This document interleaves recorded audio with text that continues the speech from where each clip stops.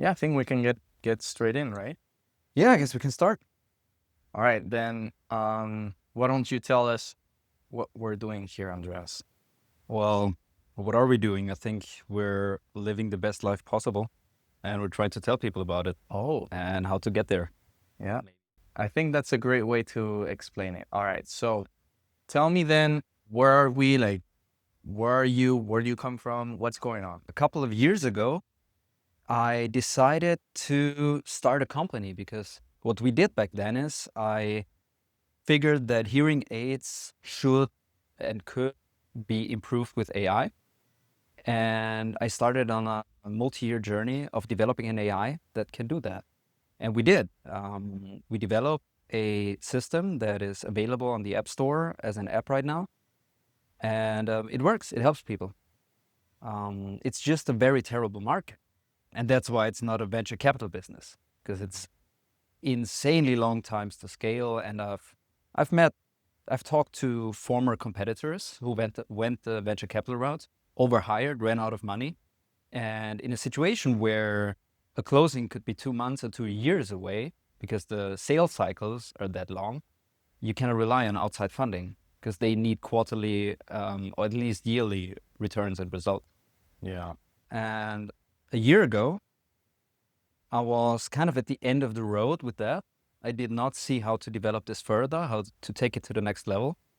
So I took whatever money I had left, since I put most of my own cash into the company, and came to Bali.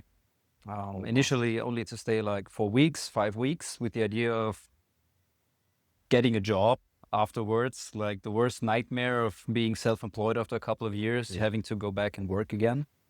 And things just ended up working out by taking that leap, because I came here and I found freelance work and I started and scaled a successful freelance business from that. And that was my entry ticket into the nomad life.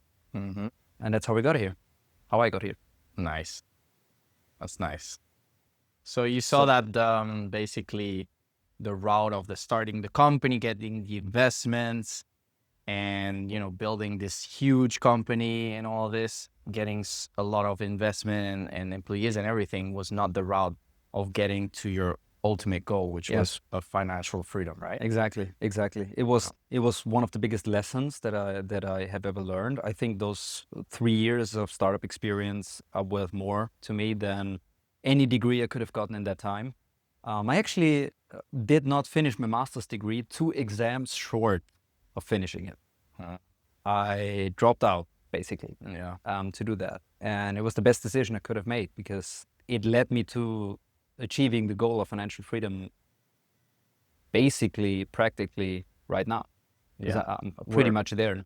yeah, we're close to there. We're pretty Yeah. much there, yeah.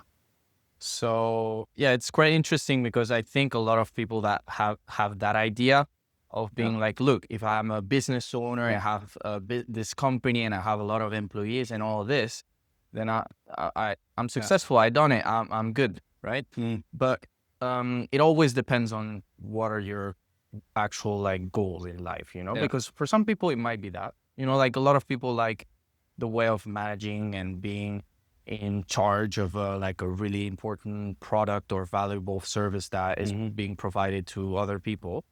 But for some other people, it's actually just that they want to feel more free. I Yeah. think that's I think in general for digital nomads, Hmm. the word freedom really rings a bell, and it's the same for me actually. Yeah. Yeah. So So that's how why. did you get here? What's your story? Um, well, mine is not exactly the same as you did. So basically, since I started college, I studied Yeah. computer science. Since I started, I really wanted to build something on Hmm. my own, and I always saw myself as someone with a lot of potential. So I really wanted to do something somewhat big, Hmm. like that would like generate value for people, basically. Yeah.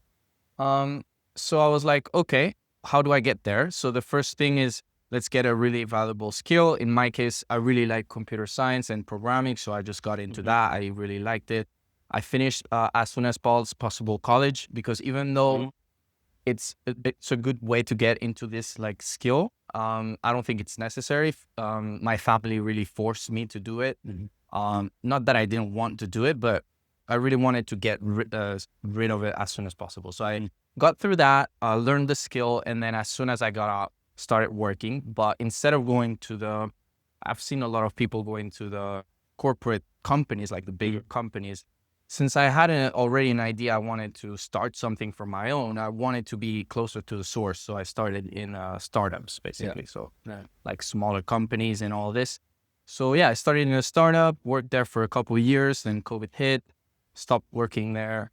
Learned a lot because I think in startups you do learn a lot and you get really close to the problems. And that's one of the things that I think sometimes you can miss in the corporate jobs. So yeah, I got to learn a lot there. And then I decided, since I wanted to build something for my own, to get into e-commerce. So I quit my job kind of, and then started doing e-commerce for like 6 months. So I had no income, but I was like pouring a lot of money into ads, marketing, whatever. Didn't work out, but that's okay. Like I had to go back to getting a job. So I decided to get another job. I was in another startup again because I wanted to have more influence in the actual final product, right? And in startups, you also have to do a lot more of the things that in other places you don't have to, and you have to figure it out on your own. So you learn a lot in general. On the other hand, one of the things that you don't get a lot in those situations most of the time is that you might not get as much as advice from like really experienced and experts in whatever you're trying to get skills in. So that can happen and you have to figure it out on your own. But on the other hand, you can like, in any case, I got quite a bit of experience. And then funny enough, the CEO of that company, he actually, was very honest with me. And he was like, look, Miguel, I think you're a great like employee, but I see you more as a freelancer. And I've always thought about, going that route at some point because as I said, like I want to build something for my own. I'm also looking for freedom, financial freedom. At the time, I thought that was like the key thing. I mean, I think it's still financial freedom, but it's more for me, there's another thing, which we can talk about later, which is very related. But yeah, in any case, I got into freelancing. I got my first gig from one of my colleagues at that previous job. And very lucky, I would say, like in a month, even though I did have like a plan on how to like get to being a freelancer and finding other clients. In any case, I got my first client, and then I started working with a few clients here and there. It was going very well. I was getting approached by quite a few people. So that was going good. And then, I basically ended up working my room, whenever I wanted, chilling and stuff like that. And, I was moving around. Sometimes I was living in Sevilla in Spain. Then I was in Madrid. But then at some point, I was like, look, I mean, I love Spain. It's a great place to live. I would honestly think it's one of the best places to live in the entire world. And that's why probably I didn't leave before, but in a way I just needed to get out and see more of the world. So I was like, with one of my friends, he was also working online and stuff. So we're like, okay, why don't we try Bali, for example? So we just, after a few months, we decided to come to Bali. It was the first time I was here. And by then I was a little bit lost in terms of what did I want to do. And actually, I would say like Bali really opened me up in terms of like the possibilities that are out there, because I think most of the people, they know about this digital nomad lifestyle. They've heard of it. I had heard of it like 1,000 times, and it was always in the back of my mind, like, okay, maybe I could do this, I could try, but I was always scared in a way of like saying, okay, let's go, let's travel by myself. I've never done that before. It was a little bit really unknown for me. So yeah, thankfully my friend and me were like pushing each other, and we actually break through there. And then that one time in Bali, it was a great experience. So it really opened me up. And then from there, I decided to come back, visit a few more places. I met a lot of really cool people, which is one of the things I think make Bali, for example, a really good place for digital nomads, the people basically. so yeah, we ended up in Bali and stuff, and yeah, basically from there, that's how I basically got here. Like now I'm just working as a freelance. I got my freelance clients. Now I can live from anywhere. I have breaking this barrier that I call, and I really want to help people to understand there is something on the other side that you can get there, and it's not as scary as it looks. You can do it, and yeah, basically that's one of the main reasons I want to like do this, like just talk openly about it. Yeah, I also feel like there's one thing that really needs to be said is that very few people tell you about this kind of lifestyle and that Yeah. it's possible and how it's possible, because many people are too afraid, I think, or for whatever reason, would like to do that, choose not to do it. I think one of the reasons most people don't do it is because they don't think it's possible. They see it, but they're like, it seems like a dream. It seems like a TV show. It seems like a movie, something that is not to their to their. Like there must be something wrong with it. Like there must be a hook or something. Yeah, exactly. Exactly. So Yeah, something I get that a lot. Like when Yeah. I'm back home, I talk to people. It's like disbelief. Yeah. Disbelief of the kind of lifestyle, and It seems unreal. yeah, it seems seems like unreal. it also sometimes it feels from their side that at some point it will end, or like it's not sustainable as well. Yeah. I feel like some people think that. Yeah, true. So yeah, it's and also I think the part of being scary is also there, like in terms of like It is a risk. You're taking risks. Oh, yeah, You for got to sure. go out on a limb.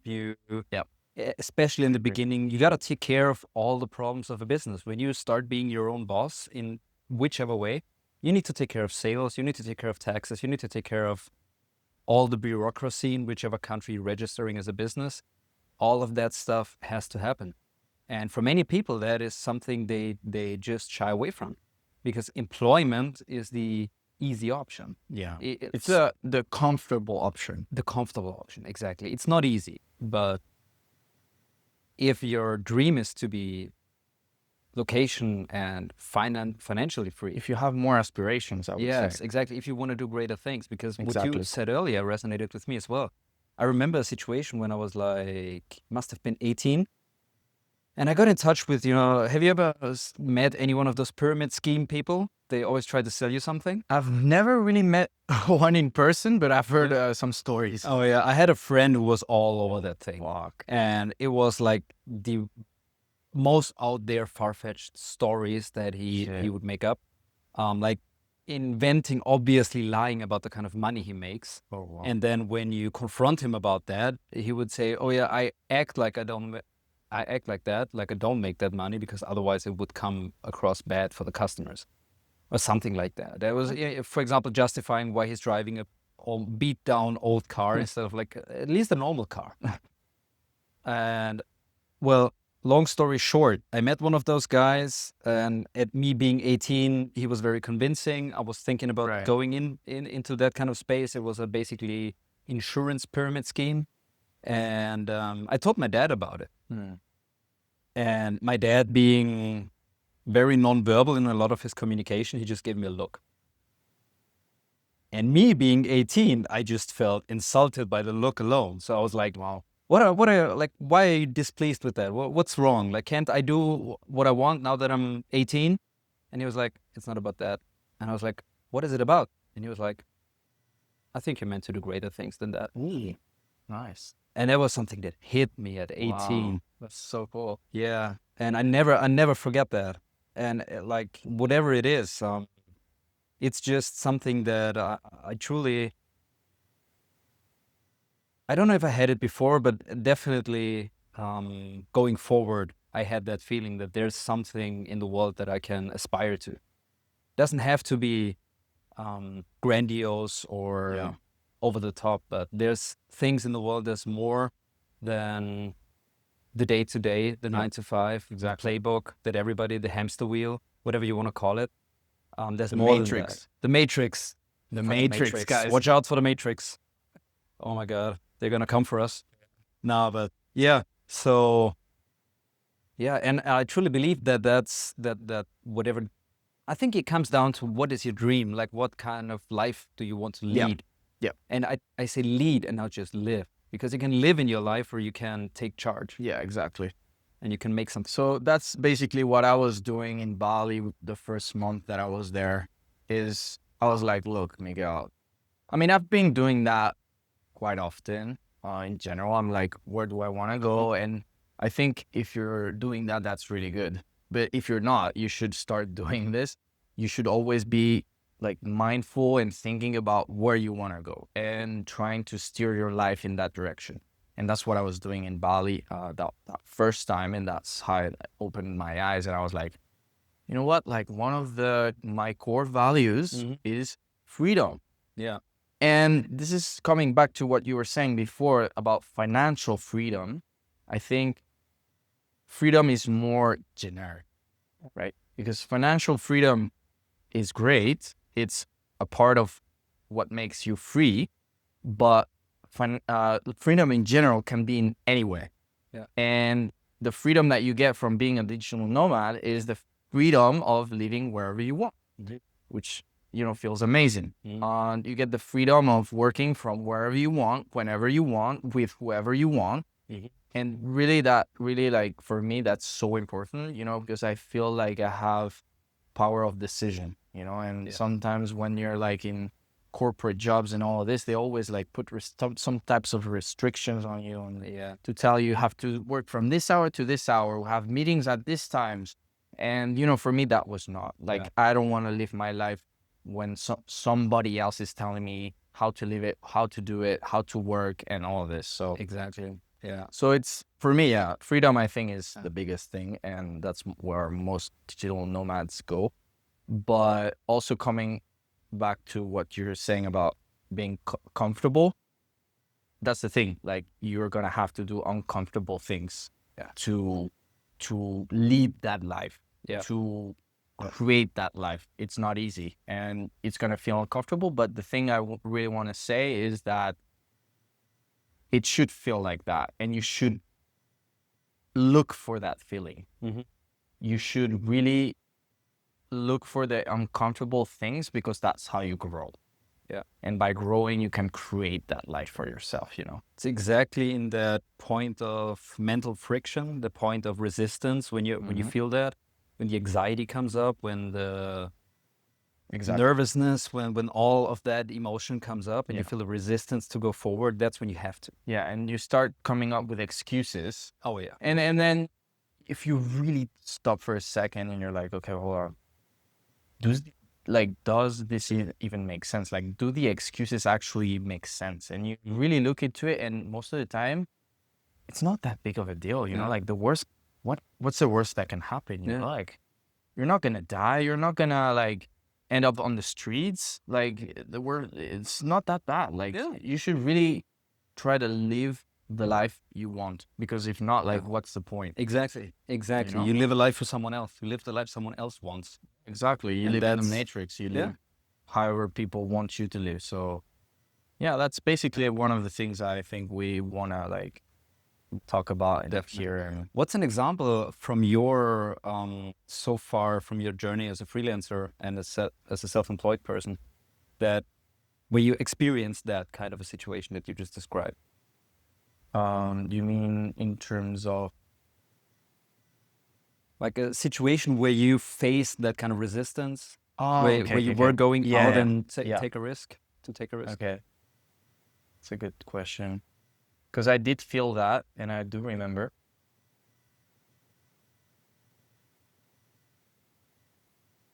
I think, well, the first time, as I told you, when I was like quitting my job and trying the e-commerce, that was like, that was a lot of resistance. I really had to really power through, but in a way I was really excited as well. And that's also like the few things that I think you can feel. It's usually afraid and excited. Yeah. And that's usually the perfect combination. Exactly. I think that's a perfect combination. It's like, right. Yeah. So that would be one of them. And also coming to Bali to be like nomad. I think that's also because you're always like thinking, well, what am I going to do with my, like my room or my apartment or my friends or my family? What are they going to think and all this? And but at the end of the day, you should power through it. Yeah. How about you? Oh my. Um,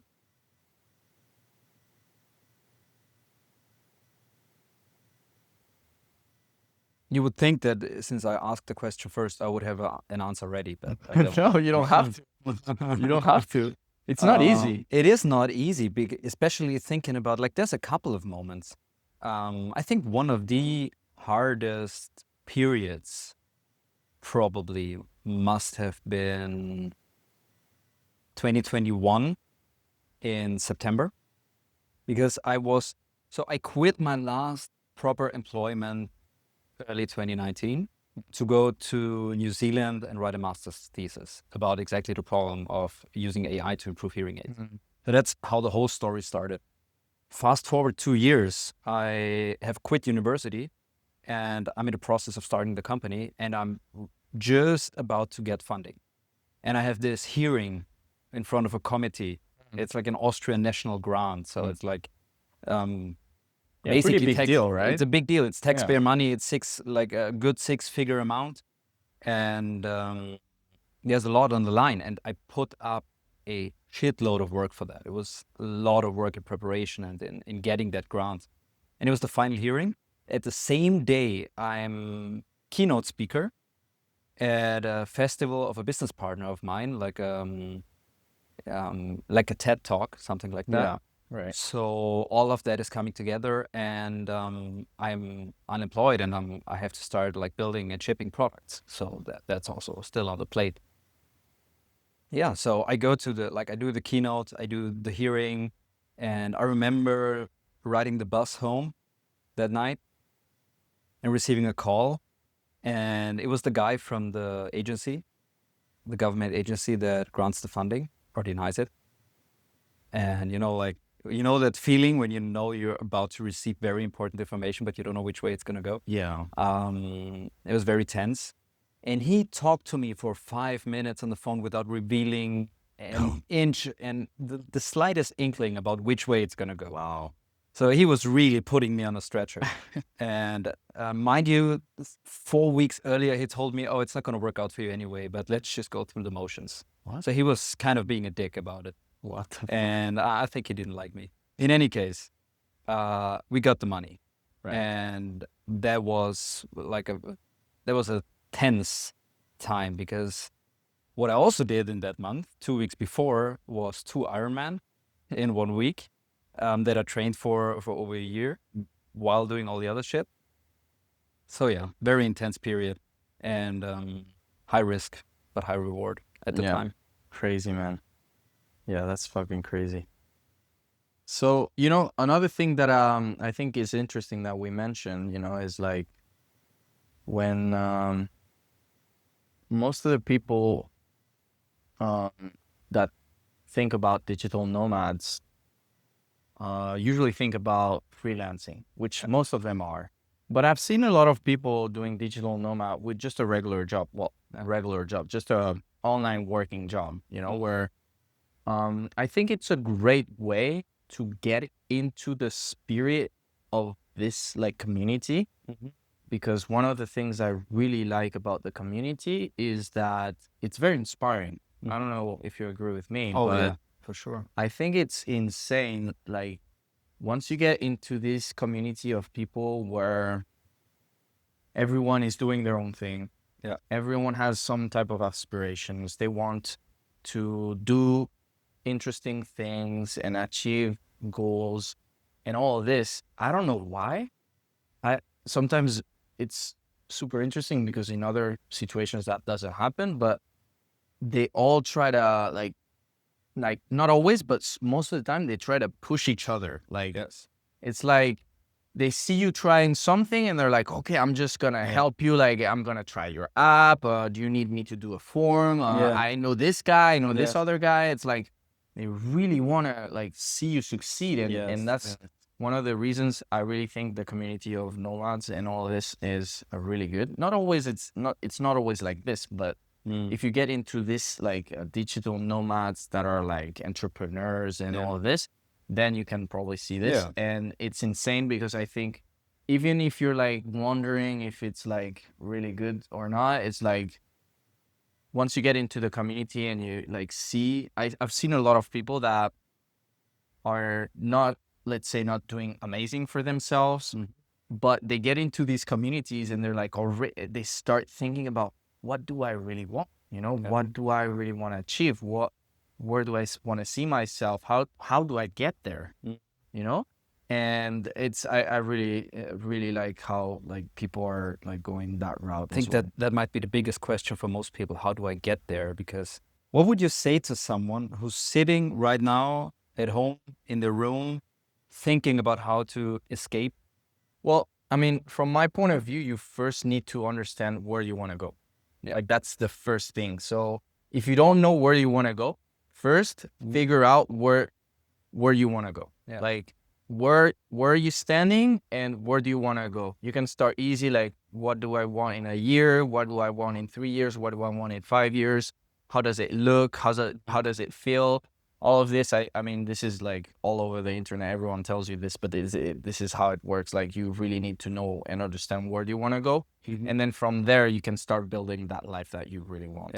Right. If for you, like, you know, experiencing this lifestyle of digital nomads, meeting these communities of people and living wherever you want. And, you know, because for me, like, I just wanted to explore the world. I think it's a great place. And I feel like just staying in one place most of the time is like just boring. So I just wanted to, I just, for me, you know, life is like a video game. So it's like, why not explore everywhere, you know, do all the things that you can do in a video game. That's usually what do you do in a video game is you're like, okay, let me try this. Let me do this side quest. Let me do this. You always have like your quest, like the kill the dragon or this, or like be the king or something, right? But on the same time, you want to explore, and then there's this mini game, and then you do this, that. So for me, that's one of the reasons I really want to explore, adventure, all of this. So that's why I'm doing this. But you know, for you, it might be some other reason that you want to do this. So yeah, if that's for you, then usually the best way is to find a skill, and really start working on that skill, and then from there you can start actually getting paid for it, and then from there you can go pretty much. You hit exactly on the point that I was secretly aiming for, which is skills. Which is such an underrated thing, because so many people think that the right way is to go to school to learn everything about it, like all the bases, and then specialize with some form of higher education or training. And then you will find someone who gives you a job, like who gives you work and tells you exactly what to do. Exactly. But there's the other way of you going out and looking, what do people need in the world, and learning, achieving, attaining those skills that are necessary to fill that need. It could be whatever. It could be woodwork. It could be any physical thing. It could be any digital skill, marketing. If you're really good in social aspects, it could be sales. So whatever your strengths are. And I think that's a very interesting concept in that space is, you know, the idea of fuck your money? Yeah, I do. So you can have fuck your money, and fuck your money depends very much on your lifestyle. Because you can have fuck your money with 100K, you can have fuck your money with... Correct. You could not have... You could be in a place where you don't even have fuck your money at like 10 million or whatever net worth. Yeah. Because your lifestyle you might be in a situation where your lifestyle doesn't warrant that. Yeah. So there's this other side of fuck your skill. If you achieve skills to the point that you will be able to sustain yourself and your lifestyle and your expenditures, I love it, whatever the circumstances are, you have achieved financial freedom in a way. Because you can always go out and do business as long as you're not totally incapacitated. Yep. And that's, I think, the place that I see myself in. And I think that's the place that people should aim for, because from there you can go anywhere. Yep. I think you explained it perfectly. Because I never thought about this idea of fuck you skills, but it's exactly what you need. You need fuck you skills. Yeah. You need fuck you skills, basically. For me, the perfect example of fuck you skills is when you're like working for a freelance client and deep down, you know that they can't do it without you. Yes. And you're like, you're in a situation where you know you have the power. So, and they're still paying you, but you have the power. And then the other thing that is really cool is then that's when you that's when you also can experiment and start doing other projects and things and risk more. That's it, I think, because if you want to achieve bigger things, you probably need to risk more. Yes. And that's something That's I the think point. you and me and a lot of the digital nomads, as we said before, are more comfortable is risk, Yeah. right? You should really aim to get more comfortable with risk, and fuck you skills allow you to be way more comfortable Yes. with risk. Yes. Because once you get those fuck you skills, let's say that it actually doesn't work out with this project and you actually end up in a, let's say, not great position. You were like in a decent position and now like you went on an all in and you lost most of what you had and whatnot. That's fine. That's fine. You got fuck you skills. What do? You go back to the basics. You use your fuck you skills, which by the way, you can build as you like risk at the same time, because you build fuck you skills as you risk as well. So then with that, you can go back and redo it all again. Yeah. Because Exactly. so in a way, you're like, the risk is not there that much anymore, you know, Yeah. because you can just do it again Exactly. with the same skills. Exactly. You're taking out the risk. And of course, there's always the risk that your skills become irrelevant. Talking about AI and things like that. That's really, yeah, So, that's something we should talk about. for sure. definitely, definitely. But I think the first step would be in like, or just to do an assessment of where we are. Like, what would you say are your fuck you skills? Oh, okay. Well, mostly I would say it's in my case it's quite specific, and that's where usually it works, like specificity.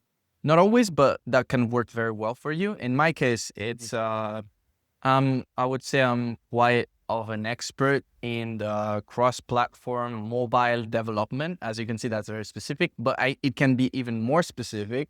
In my case, it's using a specific framework, which is Flutter.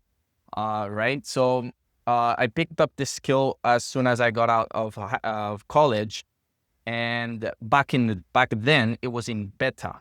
So like not many people were using it, and it wasn't that well known, not even like something that people were building big applications with.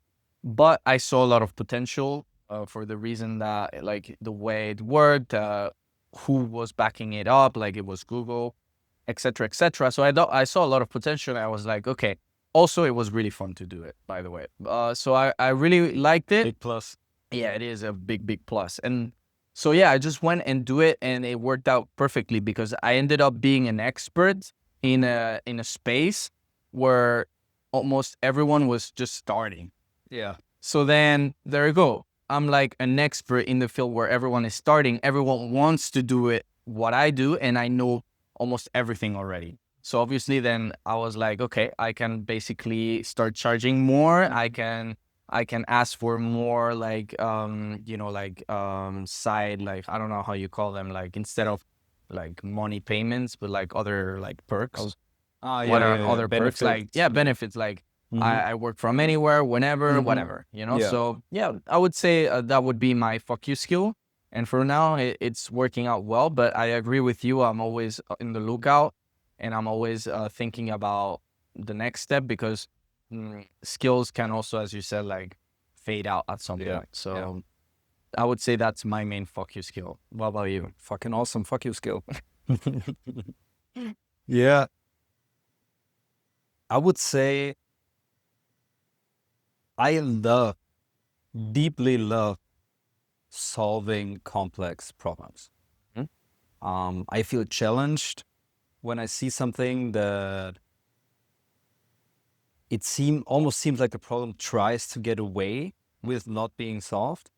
So that just triggers something. So I think the skill that's just something that I really like to do. And the skill that I picked up to be able to do that, I think, is I got a lot of education first. Went through coding school, went through mechanical engineering university. I did an insane amount of side projects and software development. And I think the skills that came with that is like this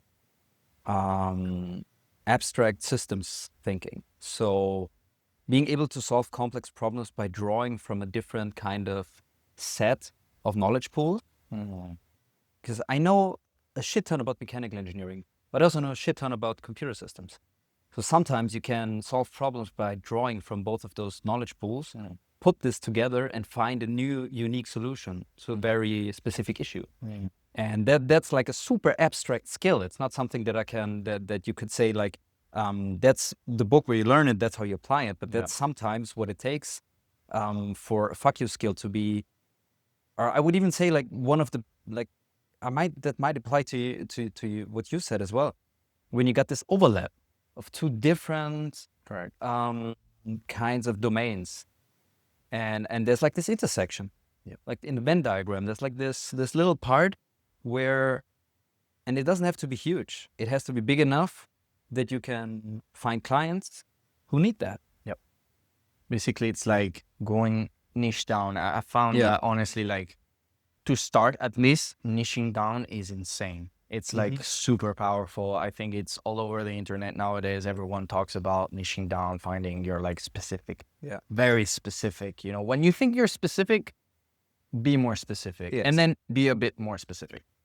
Pretty much, exactly. Right. So, yeah, I think that really helps. So yeah, I think for myself, for example, a nice explanation of the Venn diagram would be not only these really good coding skills, but also like communication skills, which like really intersect very well. And I see that already not many people have like really Flutter, like this high-end expert skills in that area. But also if they do have that, they lack the communication or something. So yeah, like I think that's a great example of like how you can even niche down even more. You know, like it's like, okay, I'm actually great at, you know, like for example, in my case, I could be better at managing teams that work with this infrastructure. I could be better at talking with clients regarding this. You know, maybe I can do the code, but I can also go and explain to the client what's happening, because a lot of the times the clients are like, what is going on?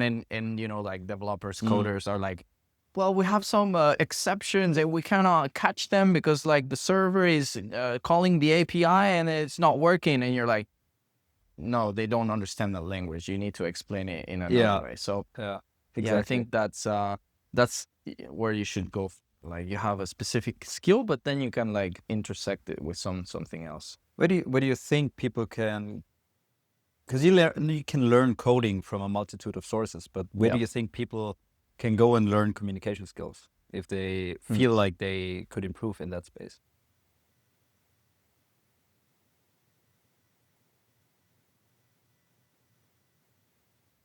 That's a difficult question for me, you know, because like I feel like I just picked up mine very naturally. So I never really learned them. It's just that it's something that I had, you know. But what I would want to highlight is the fact that it doesn't have to be something, right? It doesn't have to be coding. It doesn't have to be communication. It doesn't have to be problem solving. It doesn't have to be great design or whatever. And it should be something that you're good at and that you really like. Yeah. Like, and also usually you also need the factor that you get paid for it, right? Yeah. That usually those are the three things. I mean, there's another thing that you can add sometimes. It's like if it somehow like adds value to the world, or you feel like there's some like, you know, more spiritual part of it, like you're helping people or something like that. Like those three things that I said are key. So if you find something in that area, you should really pursue it. No? So whatever it is for you, like maybe for you it's different. Yeah, for me it's very different because I did not pick up that naturally. I think I would say that Interesting. But for me it really didn't come naturally. I picked up my communication skills from just going out and talking to people, like deliberately making myself. When I grew up, I was a very introverted child. I didn't have many friends, and I was perfectly fine with that. I loved spending time by myself and doing stuff by myself, just expressing myself creatively in terms of like building stuff, with Legos as a child or whatever.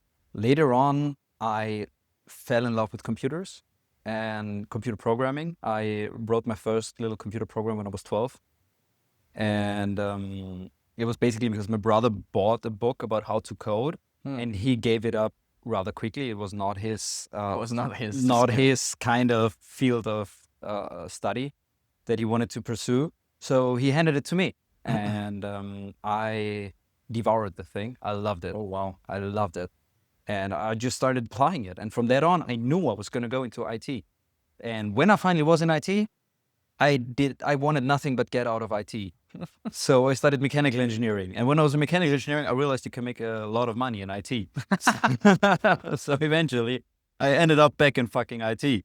And that's what I do today. Would you say that you like IT? Like, I learned Like- to like it. yeah. Yeah. Okay, but it Yeah. was not natural for you. No, I mean, I love computer programming. I Mhm. did not love writing computer programs for other people. I Why love not? building my own shit. Why not? I love the creative part of it. Thinking about something. Oh, I can like dream up something and I can so make it appear on the screen. Thinking about it, but not doing it. Oh, doing it if it's my idea, if it's my project. it's I your love- idea. I always love building my own projects. Yeah. I never liked building other people's projects. Which is funny because as a freelancer, you're building other people's projects, Yeah, but yeah. also in the kind of domain and the project I'm working on right now. In a way, I'm building my own little fortress in this bigger project. I'm basically given a goal, and I have a very free hand of achieving that. And that's what keeps me very interested in the project. But in terms of communication skills, I think I was about 16, and I realized that I need to get out more. I need to like pick up in that space. And what I did was I started working as a photographer for events, like where you're like immersed in thousands of people, and you got to take photos of strangers, and you got to make them look good on the pictures. And That must be hard. oh my God, I dreaded my first few pictures, like just approaching someone and hey, can I ask you Yeah. for a picture? Yeah. And I realized people are actually quite cool with that. Yeah, not only I feel like people in these places they really want you to take a picture of them. Yeah, I feel like they're like, here, exactly. take a picture of me. You know, Exactly. like, And you make so many friends. And Oh, I learned yeah. to talk to people. I learned to talk to strangers. Nice. And I got into like student representation-ship. So I did like a load of stuff there and like just getting out in front of people and presenting. I really, really like that. And yeah, in that sense, I kind of trained myself to become a very open and communicative person. And I always thought I was an introvert, but it turns out I'm actually a very big extrovert. I just didn't have the necessary skills or proclivity because I was also very shy as a child. So yeah, once I picked that up, I just So became- would you say that you're an extrovert or an introvert? oh, definitely an extrovert. naturally. Yes. Naturally an extrovert. Well, whether it's natural or trained, I can't tell. But at this Well, point, yeah. it's consistent because I've been Yeah. doing tests over Now, years. and- now Yeah. your personality is that you're an extrovert. You consider yes, yourself for that. sure. Okay. I might not have been when I was 8, Right. but I for sure was, because I think that's what drove me to do that. And also, like, how do you get the idea of, oh shit, I gotta pick up my people skills in a way at like 15, 16? To me, it was just, oh, I spend way too much time like not interacting with humans, so I should probably like do something about that. And because obviously it wasn't that, there's like this thing that people say when how to tell whether you're an introvert or extrovert is whether it charges or drains your social battery or your energy. Yeah. If you feel exhausted after meeting a lot of people or being with friends, you're probably an introvert or have introvert tendencies. In my case, I always loved being with people. But I also love being by myself in a way. So, yeah. You know, the thing is, I've heard that too, that, it drains you or it energizes you. But for me, what I've found is, and I think for a lot of the people that also happens, is it depends who you're hanging out with. Does that happen for you? Oh yeah, for sure. There are people who just drain you, like no Exactly. matter what. Yeah, exactly. So I feel like if they're in the same vibe or energy as you are, it usually will energize you or at least not drain, even if you're an introvert. Yeah. But when they're not in the same energy, that's when it drains you, man. Like, and that's one of the things that I had when I was back in Spain is that like most interactions were draining me. So I was more like of an introvert. But funny enough, like people that meet here, mostly are very surprised when I tell them that I'm like an introvert. Because most of the people here we have a very similar energy, similar vibe. So I'm not drained by the interactions, and sometimes I would say I'm quite energized.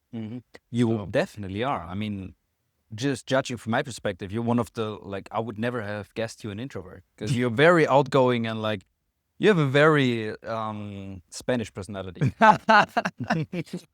Well, yeah.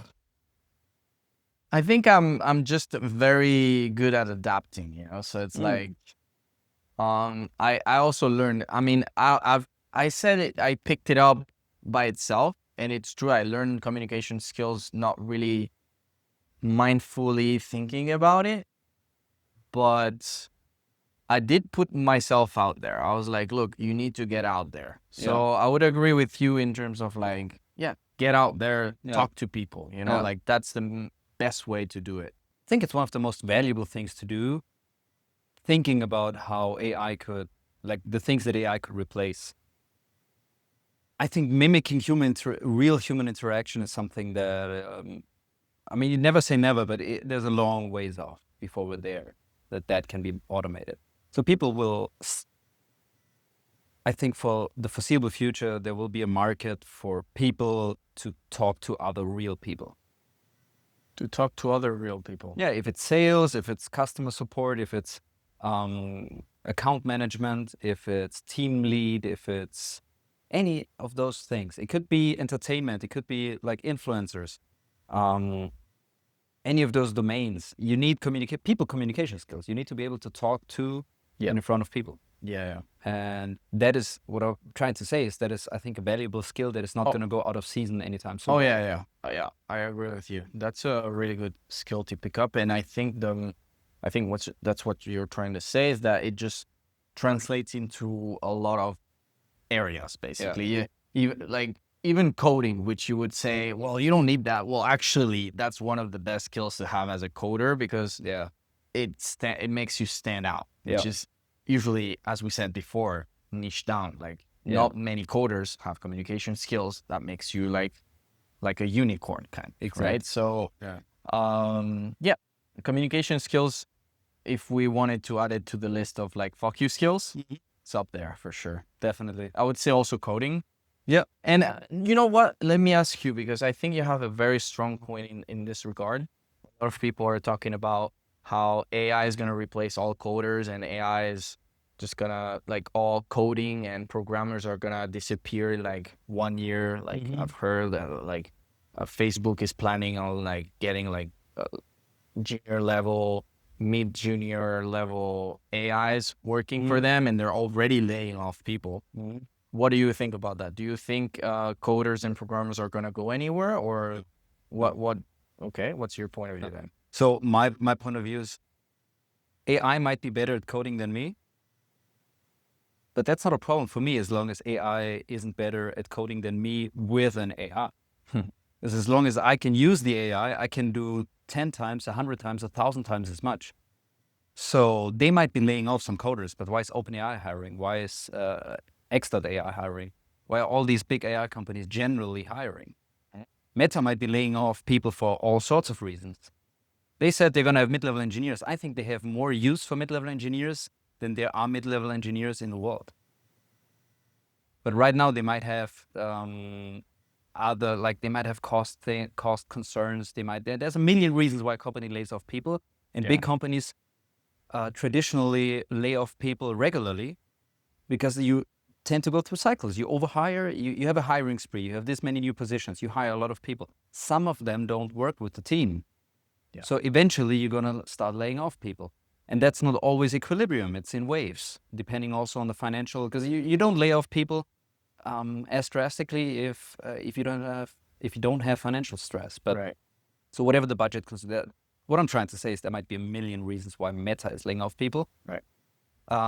What I'm looking at is everybody else is hiring software developers. There's no software developers on the side of the road with a sign in hand that says "We'll code for food," and it's not going to happen No. anytime soon. No, actually, I would say quite the opposite. But Yeah. I would think that, let's play devil's advocate. Mhm. Like, I would think that that's the current situation, right? What do you think down the line, like 1 year, 3 years, 5 years? What's your Yeah. thoughts? Well, I mean, it's almost impossible to project anything 5 years into the future, because if you had asked me in 2020, in January of 2020, what will the world be like in 5 Okay. years? So let's keep 5 then. No chance. Yeah, let's keep 5. Yeah, I agree with that because AI Yeah. also is advancing so fast that you Yes. never know. I think the proper time horizon to look at is the sum of the time it takes you to learn a skill Mm-hmm. plus the time it takes you to make enough money from that to Like, be worth the time you invested. yeah, basically. So it's a return on investment. You put a ROI, time yeah. investment in, how long does ROI. it take you with the increased salary or increased freedom, whatever that skill gets you, how long does it take you to make back on that investment? And I think in terms of coding, like if you start at zero, it's probably going to take you 2 or 3 years to get into it. You would probably want to get into coding with AI and with all the AI tools right away. Yeah.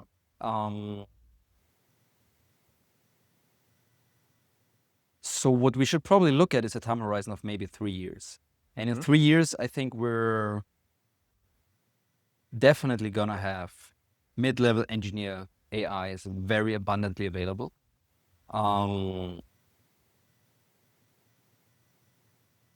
In which case, what you will need is the skills to orchestrate multiple mid-level engineer level AIs, which means that there will be, it's very hard to put it into words, because I think you will still be coding stuff. You will probably just not be coding as much, and the way you're going to code is probably going to be more natural language oriented. So you're going to prompt an AI, the output, there's still the interface problem, like systems are complex.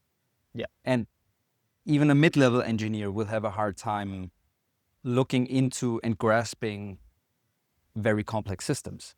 So if you have a mid-level engineer, like any engineer level, human level AI, you still have to operate that tool in a constrained environment.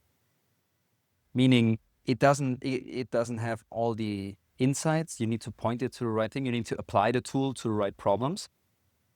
So I think the nature of coding will become more of an orchestration and management style, or strategic and architectural style.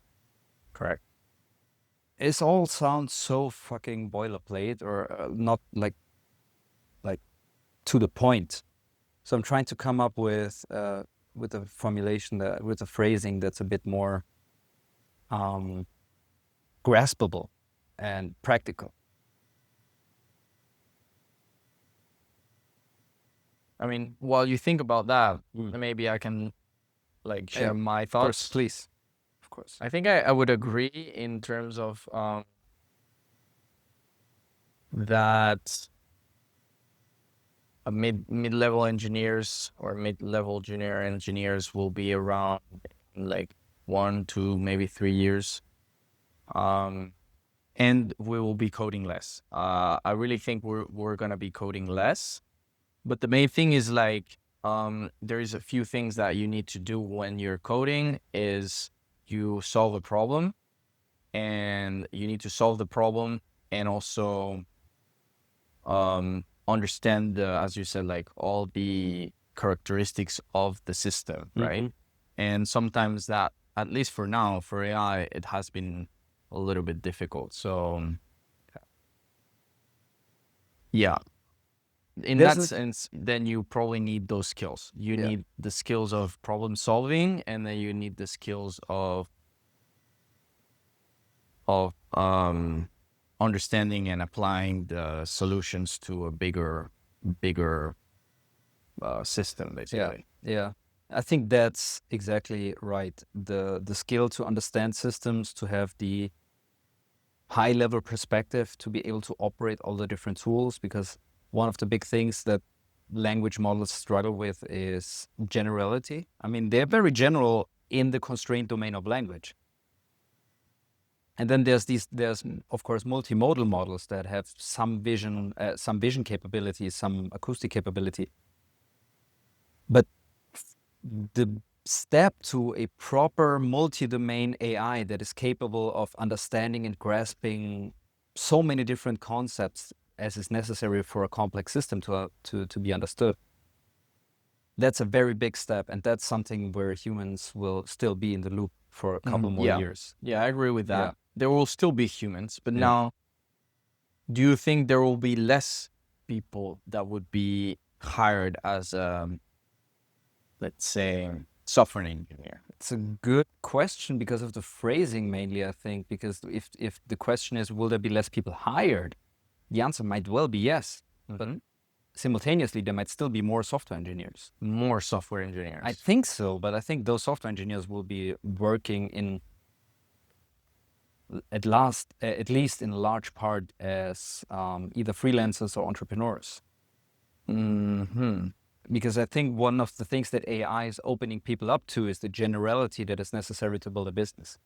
Because you can solve many business problems with even with today's AI. And looking forward 3 years, what we're gonna have is very likely to be top advisor level AI, in a way that whatever skills you lack to operate a business, you can outsource to an AI, and it will make businesses, and it will make um, how we run our processes in the world, how society works. It will make it very much more efficient, and it will take probably a long time for the public sector to implement that, just because of the nature of like how slow it is. But for private companies, that will lead to a lot of efficiency gains, I think, and it opens up insanely many doors for entrepreneurs. Yeah. I think, catching on to that point, I think I would say now with the AI, it's one of the biggest opportunities for people with interested in tech, basically, to create new companies. Yeah. Because what I think we're gonna see happening is that a lot of the things that we took for granted, a lot of the apps, services, products, mostly tech products I'm talking about, but pretty much any service that possibly based on tech, that we used to have, can be like completely changed and improved just by using AI. And given a perspective that like 5 years ago was impossible, and now it's completely new. So it's like you can take something as simple as a note-taking app, which is, like there's not much to do, like Notion, I think, did a great job into like revolutionizing note-taking, because you can like link pages, and then you can move the blocks, and then there's a lot of different types of blocks. But then like with AI, I feel like you can do even something even crazier than that. You can do for search, you can do it for images, for video. So basically things are very basic and that we took for granted and didn't really advance much. I think like now it's just gonna explode, and you're gonna see so many opportunities. And to me, it feels like the .com era, basically, Yeah. Yeah. Very much. Very for much. the AI. Yeah. I agree. I think that's kind of concludes that point. So what's a typical day in Bali like for you? Well, for me, a typical day in Bali could be I usually really like exercising in the morning. It's a good way to get me out of bed. So I usually start with some type of exercise. I like to switch it up. So paddle, I really like paddle, gym, going to work out at the gym or just surfing. That's something that I don't really get to do in many other places. True. So those are like the main three things. Right after that, after maybe getting a nice bath or a sauna, like here it's very common to do that. Just go back home, get ready. And usually I just go to some cafe. Like usually it's like a different cafe every day. You go there, grab some amazing tasting breakfast, your cappuccino, and then I usually take it easy, check out emails, like check out some messages, reply to some people, whatever. And then usually I get a couple hours of work here. Sometimes I'll just go to another place, co-working, meet some people. Maybe I'll just have breakfast with some people. It depends. That's something I really like about Bali is the fact that a lot of people are in the same situation as you. So they're working online. So it's really easy to like all go to the same cafe or co-work and hang out. Everyone is working, but at the same time, you can just like have interesting conversations or like talk about what's going on, like some drama or whatever. Yeah. And then, I just work until around 6 or 7. And then it really depends there. Like sometimes we can have just a dinner with some friends. Maybe there is some event of like what do you call this? The other one with like, what do you make the nations? The one that we did for Tom. I just forgot. What? Yeah, the one the one that we just did with Tom. Oh, the charity The event. charity. Just the word didn't come to mind. Yeah. So Yeah. like a charity event or whatever. Sometimes so- we even like there's so many like events going on. Like there's a page where you can check all the events. Yeah, I there's- personally really like There's a shitload of stuff going on. in yeah, Bali. It's I crazy. really like board games. So there is sometimes board games playing. Maybe we play some poker with friends. Well, what was the charity about? So it was about there was a couple of it was Educate Bali, right? And Yeah. another one, Yeah. right? Was it two or just Educate? Bali Baby Mamas, I think, was the other one. Yeah, I think it was about getting young, or generally mothers and their young kids off the street, I getting didn't them know a home. that. Okay. That was from there was the charity dinner Okay. and the volunteering event that we did today. Okay. And the volunteering event is Educate Bali. So Right. it's going out to a school, very remote school, and just being like there as examples for the kids, English speaking people, to show them what value the English language brings in the world. Yeah, Because all so- they know is Bahasa. Everybody they talk to speaks Yeah. Bahasa. And we kind of just interact with them, have fun, have a good time, teach them a little bit of English. Yeah, that was great. Yeah. So Yeah. basically, the idea is like they're learning English, but I mean, as a lot of people like back home, sometimes they don't realize what's the value of learning the English. Even like back home, where we should know very well what's the value, right? Yeah. Here, it's even more valuable, I would say. Yeah. And some kids don't get it. So a great way that they found is just bringing some successful like foreigners that speak English, and then just bring them into the classrooms, and like the kids really love it. They really like that. So they go crazy, and that really increases the interest into learning the English language, which is I think a great idea, honestly. Yeah. So that was one of the charity things that we were doing. But yeah, as I was saying, like anything can happen on in Bali. Like That is true. maybe some other day. Sometimes I just wake up and some friends just text me, "Hey, there is this gym that wants to do a photo shoot, and they will give you like 1 month membership for free."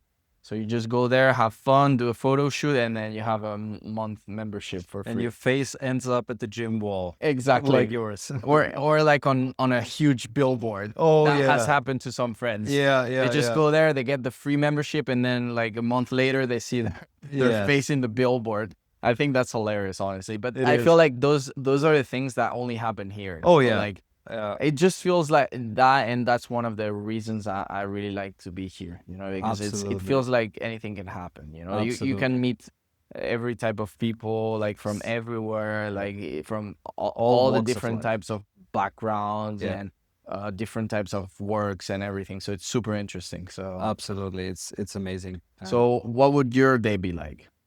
Oh, so my day starts a bit earlier than yours, Yeah.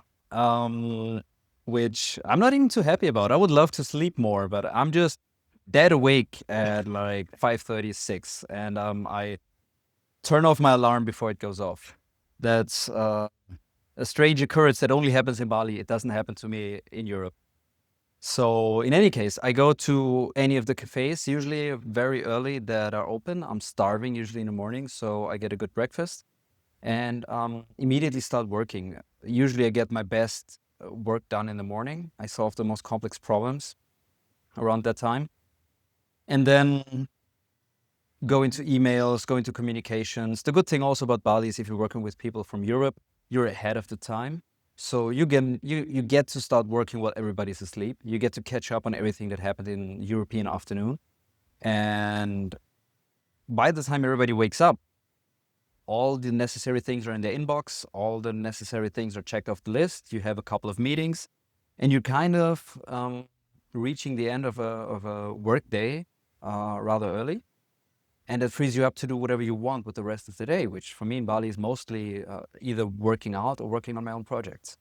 So the other time that I'm solving the hardest problems usually is right around the time that I go to the gym. So it's like the 1 to 2 hours before my regular gym time, which my body just, I don't know why, but it just starts kicking in.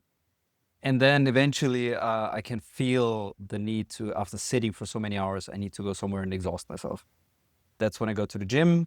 And usually after the gym, my day is done. So that's mostly the last thing that I do. And have a workout, go to the sauna, do any of the other wellness and spa things, massages that are very common here in Bali, which is one of the amazing and great things about this place as well. Yeah. That it allows you, it makes it so easy and so available and affordable to also take care of your health and not waste away in an office building. Yeah, such a great balance Yes.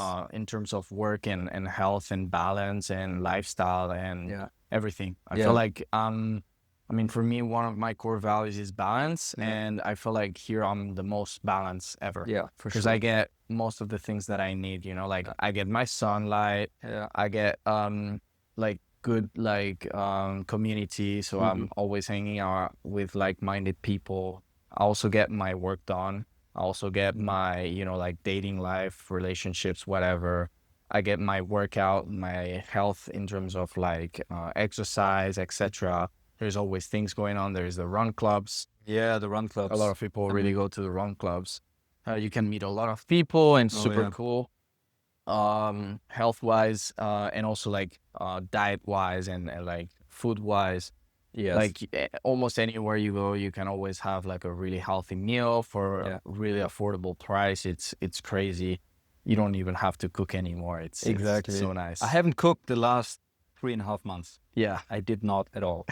It's crazy, And- but it's just normal here. yeah, exactly. And I mean, it depends. Like you can make it even cheaper than back home almost sometimes. You can, for sure. Yeah, but it depends where you go as well. Yeah. Like we don't want to say it's like cheaper than like cooking back home, but No, it can be though. Like depending. I mean, it depends on many depends. factors. Yeah. Yeah. You can definitely make your way around Bali very affordably. Not as affordably as Vietnam or Thailand, of course, but you can also make your way around Bali living very large. Yeah, and that's the thing. Like Easy. you live like as we like to call it sometimes, like a king. Yeah. And that's one of the things I think is really useful when you have this freedom of working from anywhere, this freedom of working online, is that you can work from anywhere. So what you can do is what it's called nowadays. It comes from the book 4 Hour Work Week. Great book. What the authors calls these people is basically the new rich, basically. Because it's very different from the old rich, which, like amassed amounts of money, like a lot of wealth.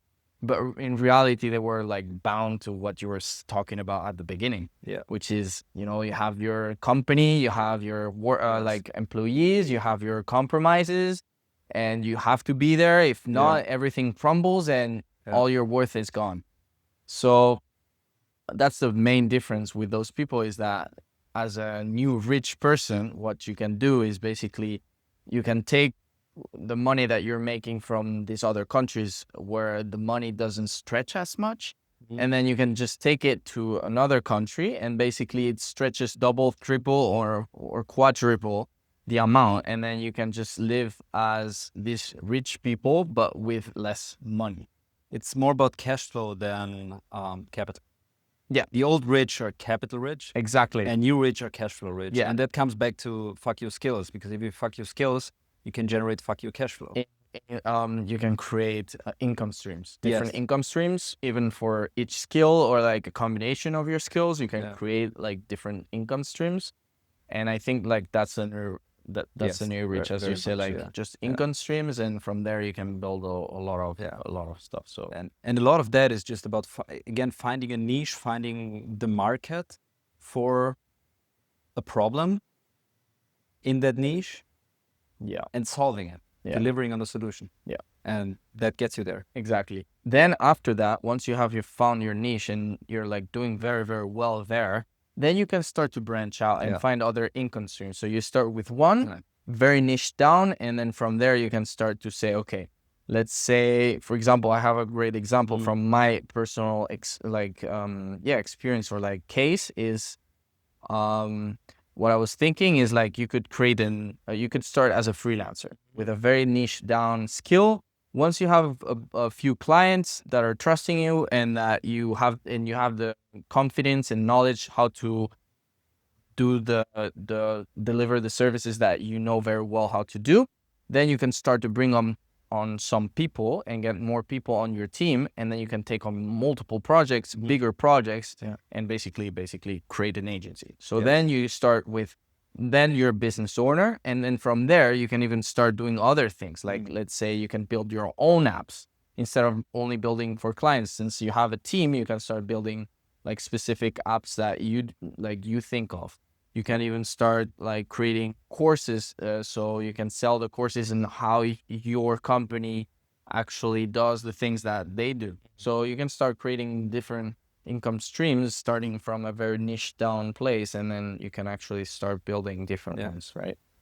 So would you say you need to hire people, or what's your point? No, I don't think you need to, but it's it depends on what you're looking for, basically. I would say in my case, funny enough, this idea that I just explained was exactly what I was thinking of doing, because I started getting so many people asking for my skills, because when you're doing very well, most of the people really come back, and you get like a lot of people coming in, and you have the possibility of saying, okay, hold on, I can say yes to everyone, but obviously I can't do everything myself, so I need more people.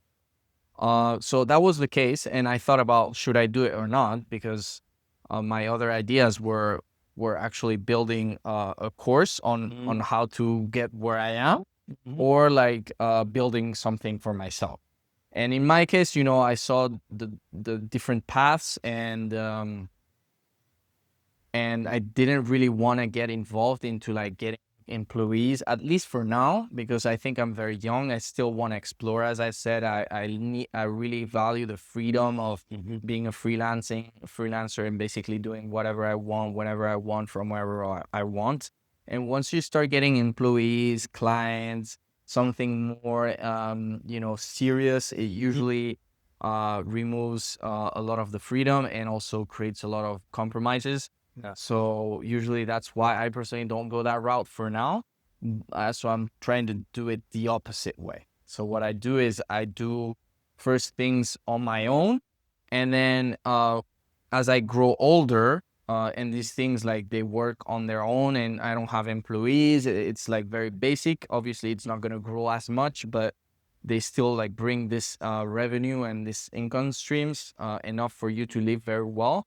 And then once you start building your wealth thanks to that, as you grow older, then you can maybe settle down a little bit more, like maybe find a place that you want to stay at, and start building something more meaningful and bigger. And then you Yeah. can maybe bring on some people, bring investment or whatever it is that you want to do. So yeah, that's Yeah. basically how I do it, Yeah, it makes a lot of sense. I think that, as I said in the beginning, some things require investment. Some things require the structure and the organization and the responsibility. And for some things, you need to tie yourself down in that way. But you should only do that if you want those things to be reality bad enough to be willing to make that sacrifice. Exactly. And once you have a financial security in terms of you have a digital product or service that is sellable without your time invest, be it employees that are handling the projects or a product that sells like an app or whatever, then it's probably the right time to go that route, I think, and to do that if you really want that Exactly. to happen. If you have that vision, and of course you can do it anytime, but to me that seems like the path that maximizes success. Yeah, I So completely agree, because like sometimes you think of an idea and it evolves, and at some point it might not end up what you were thinking of. Mhm. And if you get all this compromise, as I said before, and then you're like kind of, let's say, screwed in a way, like you're in it and that's your only like it's I don't think it's the right term, but it's similar to the golden handcuffs. Have you heard of the term? Yeah, of course, yeah. Golden cage. It's also called Yeah, sometimes. it's Yeah. similar. So you end up in the situation when it's like a great thing, right? You're like an owner of a multi-billionaire company or whatever, a multi-millionaire company.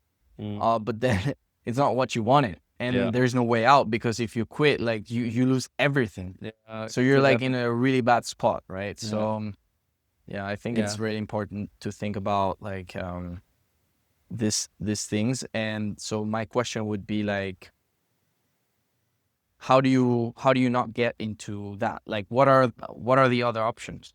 What can you do if it's not starting a startup and getting all the investments? Like how would you go about and doing this?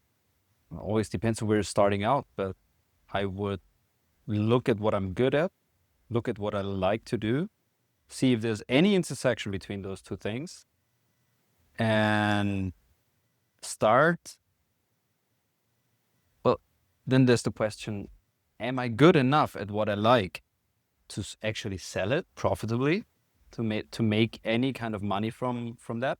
If not, either it's something you can't make money at all, you need to find something else, or you need to get good enough to be able to sell that skill. So that's where you start finding the skills that you want to invest time in to perfect, to get to a point where they support you.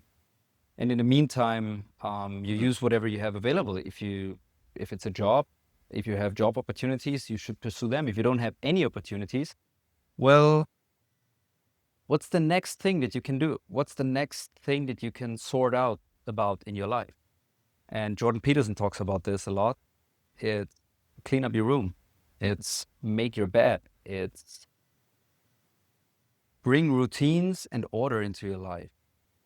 If your problem is too much chaos, and if you don't have opportunities, your problem is most likely too much chaos in your life. Too little of structure, too little of like you don't have yourself sorted out. Yeah, in that. not enough clear like Yeah. ideas, right? And that's coming back to what I said at the beginning, is like you really need to sit down. If you really don't know where you're going, you really Yeah. need to sit down for a second Right. and think about like what you really want. Yeah.